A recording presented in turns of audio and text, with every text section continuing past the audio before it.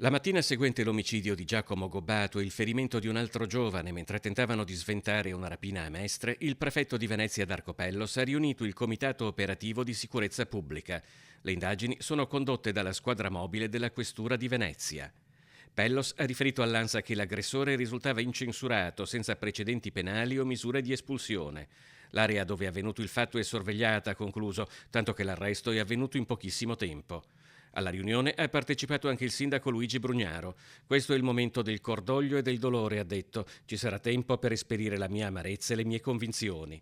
Intanto, in Corso del Popolo, molti hanno dedicato un pensiero, deposto un fiore, come da privato cittadino l'ex deputato mestrino Nicola Pellicani. Mi sembra che in città ci sia un tema di sicurezza che riguarda tutta l'area del centro di Mestre, anche, ma non solo, dove ci sono sempre micro episodi ma che poi sfociano anche in una tragedia come questa.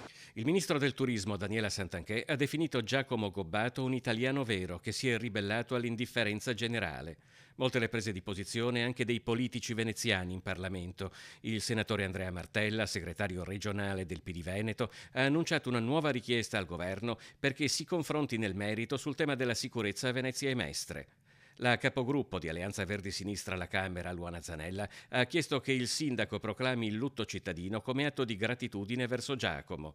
Il vicepresidente vicario di Fratelli d'Italia in Senato, Raffaele Speranzona, si è auspicato che ora venga fatta giustizia senza sconti. L'economista Francesco Pontelli vive a pochi metri dal luogo della tragedia. Fino agli anni 70 era la città più giovane d'Italia. Adesso è diventato una banlieue, una discarica di persone. È una città che si è avvitata su se stessa, che non ha alcun futuro. Mi dispiace dirlo, io l'ho amata Mestre. Ora non è più la mia città, non è più nulla. Infatti io la chiamo Nestre con la N, perché non rappresenta più nulla. È un disastro di una classe politica che da 30 anni l'ha sfruttato come parco giochi. Secondo il presidente della regione Luca Zaia, quanto accaduto ieri sera a Mestre è di una gravità inaudita ed è necessario un rafforzamento delle forze dell'ordine.